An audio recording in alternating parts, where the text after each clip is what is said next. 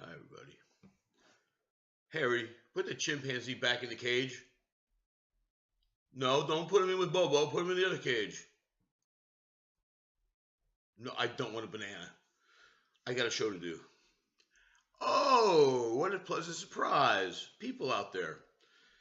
Hi there. I'm Adam. um, by the way, real quick, my name is Adam, and do you know what the world's shortest poem is? Thought not. The title of the poem is Fleas, and the name of the poem is, excuse me, I'm going to do this right. The poem is called Fleas, and the poem is Adam Had 'em. You get it? Silly. Anyway, first thing I'm going to do right off the bat is I'm going to tell you a little story. And I'm not going to hesitate to tell you what it's about because I don't want to bore people or have them leave. Uh, Basically, I had an experience, good experience, everything's good. And I could not find a single other explanation for it except, well, I'm going to tell you the story. And another one to tell you after that. They're both things that don't happen every day on this planet. It's kind of really. Anyway, let me get to this. Okay. This is about a lighter that disappeared apparently off the face of the earth. Hasn't been seen for months. And a little while back, just happened to reappear right in front of me, out of nowhere. And I have witnesses. So I'll tell you the story of that one real quick. And if you think this sucks or this boring, whatever, it's up to you. But you might want to see this one through. Anyway, so the story of this lighter, my ex-wife and I my second wife, went on vacation in Gatlinburg, Tennessee. I think it was 2012. I mean, not me plus or minus, it doesn't really matter, but back around then. And it was our anniversary, and she asked me what I wanted for my anniversary present, and I stopped and thought for about 10 seconds, and I said I want a Zippo lighter. And that's the one that she can't really see it too well. It's scrimshaw, it's a ship and all that. I was a sailor. I went out to sea in a submarine, so this was my gift for my anniversary. Well, I had it for a few years, and the last place I lived, whenever I wasn't really using it, if I hadn't bought cigarettes,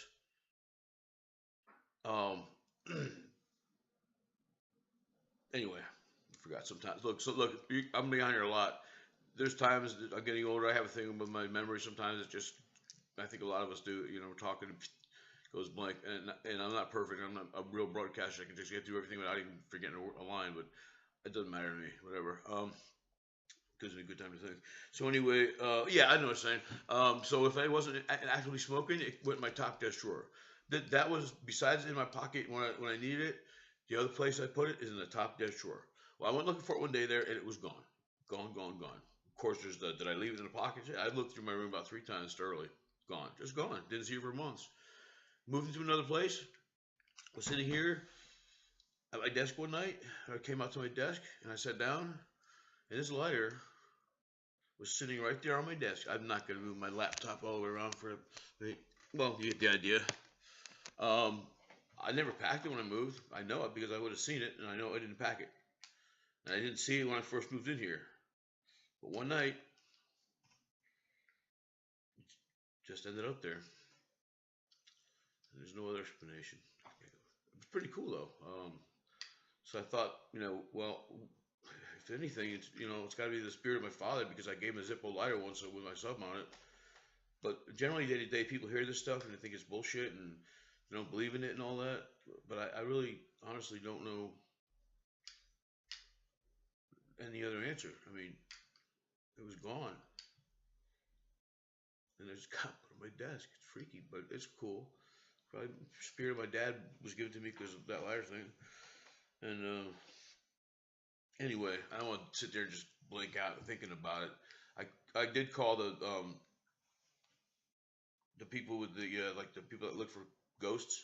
They never came out to the house, but I was that serious about it. I was that convinced. You get the idea by now. So anyway, I just accepted and figured whatever. And a man did die on the first floor here a couple months ago. He died 2 floors down. So you never know. And to me, as far as I'm concerned, if there is, it's no big deal to me. I mean, obviously it must be friendly ghosts because there's nothing bad going on. You know, I mean, it's spirits that linger around. I'm like that. We're gonna be like that. And then, so I went out when this one was missing. I went out and I bought a new one, which I like.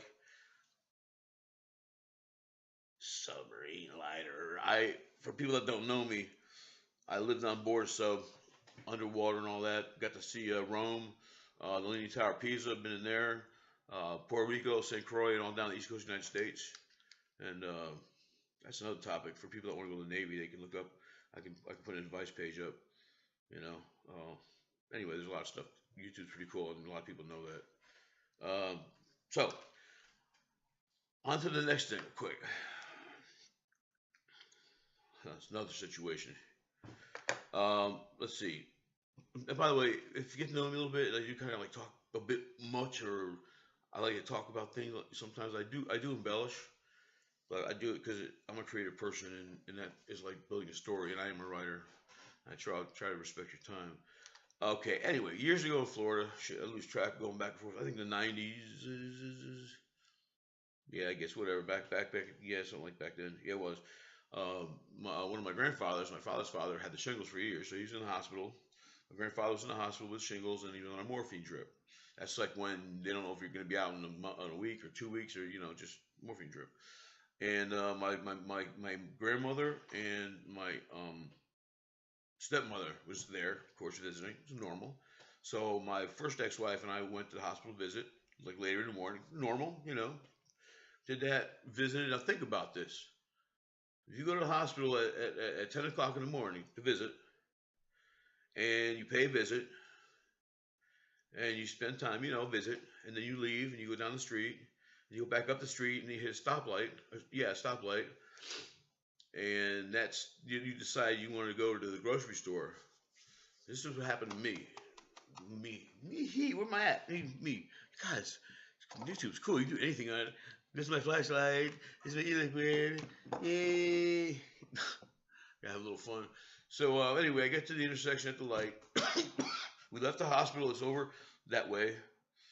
And we were going to go to the grocery store. I turned around and go to the grocery store. As soon as that light turned green, and remember, we just left the hospital. As soon as that light turned green, my arm steered left, and it brought me right back to the hospital and went up to my grandfather's side.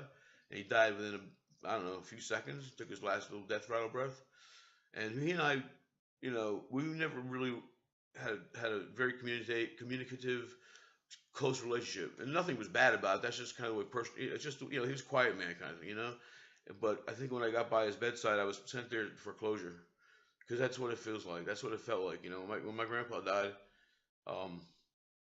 if I hadn't done that, I wouldn't have felt that closure and being by his side. But the miracle thing, I'm not getting at that, is that who visits at the hospital at 10 a.m., leaves at 10:15, drives down the street, and was going to go one place, decides they're going to go back and visit again in 5 minutes? Unless they forgot something or something, but no. So I'm just saying, it's like, look, this may have happened to some of you. There's other experiences there may not have, but it's not like I'm just sitting here talking about peanut butter and jelly sandwiches and snowflakes. I mean, that to me is pretty significant.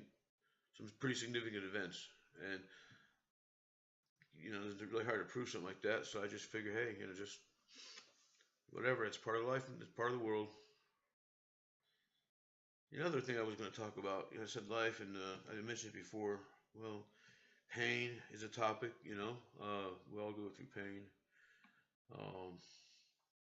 Anything from drug and alcohol abuse. And let me make a disclaimer. I am not a medical person. I'm not a drug and alcohol licensed counselor. None of that. I am just Adam Koval, Navy veteran, just trying to get my life in a good place. But anyway, there's so much. There's just so much I can share with you. So many ways that helped me in my life I can pass on and give to you. There's a thing William Hollis said that, and I don't know if I have to find out how it works here, because should I be saying the same thing over and over again for the new people that never heard what I had to say, or see certain things that no. Anyway, yeah. That's all. I don't know. I would say it was. Oh yeah, I was gonna bring up the subject. It's a morbid subject, and it's a very sensitive subject, and it's nothing where I would get like do anything personal, say anything personal to anybody. It's not that. It's just something that goes on in our world, in our life. It's normal. Everybody participates in it. It's death. Um, I'm thinking deeply about that topic because I have found a place in my life, considering my past and what I've done and my frame of mind, where I'm comfortable. You know, at this point, um, if I was laying in a hospital bed and they said I was on my way out, you know, I feel bad for my family, my kids that would miss me, but I have to prepare myself because it's inevitable. And the reason I bring this up, if you don't want to hear about it, by all means, you know, anybody interested in what I have to say is welcome to stay. If you're uncomfortable about it, by all means, you know where you just go to the next picture for now, because this is it's a good thing. It really is. It's really the way I look at it. Death, you can't make it really good. Good. I don't mean it like that. You know, death still hurts. You know, there's a lot about death that hurts. But I figure two ways in life. You know, take the road of suffering or continual suffering, and or you know, or take the road of you know where you can be more comfortable with it, and it's okay. Um, I mean, it happens. There's you know, I'd rather feel you know better in my heart than not. Um, but first of all, it's not that big of a deal as far as the concept goes. You know, it's so natural. It's people. So many of us are so afraid of it, and it's the unknown. It's you know it is very scary. You know, it's the big. It's one like the bee in life. You know, um, but you know things are born. Many things, animals, plants live, and they die. I mean, in a weird way, it's like it's scary and it's very uncertain, but it's like when you get down to it, it's just part of it all. I mean, but why does God have to make it where it hurts like that?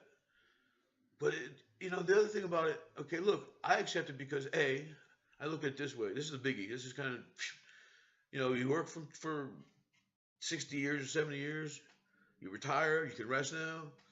You know, you work for 40 years, 30 years. Sometimes it just gets tiring.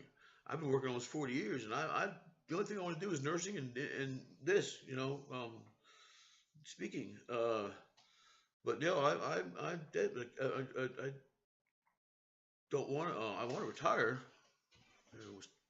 Oh yeah. Um, the other one is shit. Oh, I know what it was. I'm sorry for that. I was having a low sleep week, a lot of thinking, and I do this sometimes. I'm putting my thoughts together. Uh, it's wherever I go,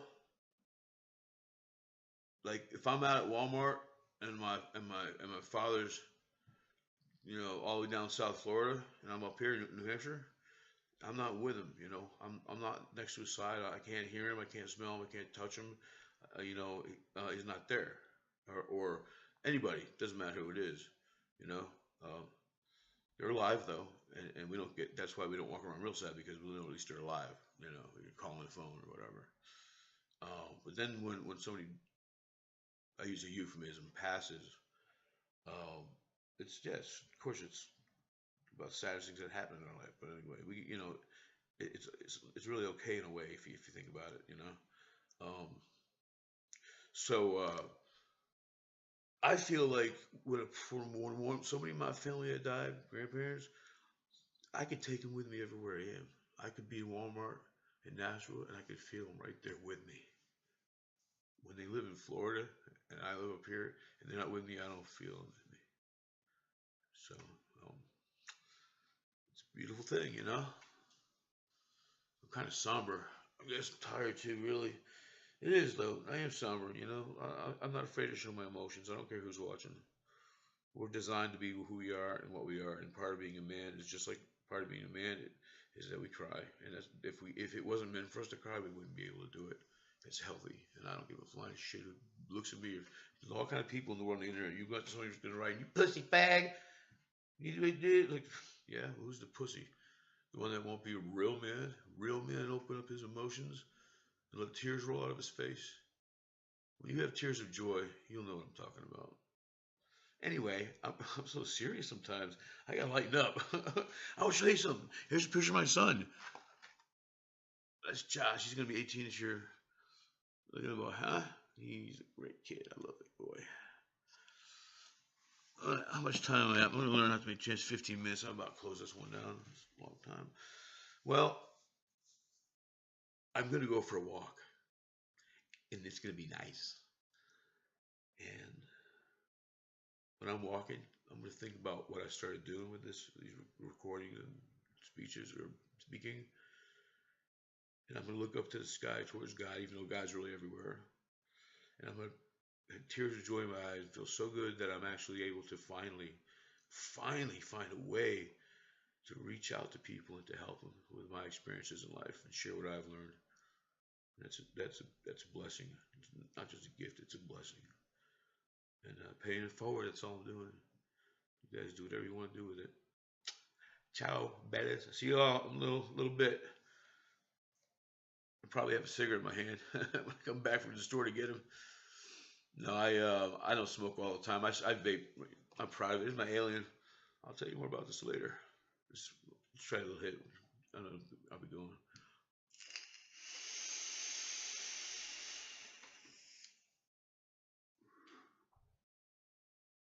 Where you guys at? Okay, I'm outie. Take it easy. See you later. Au revoir. Arrivederci. Adios.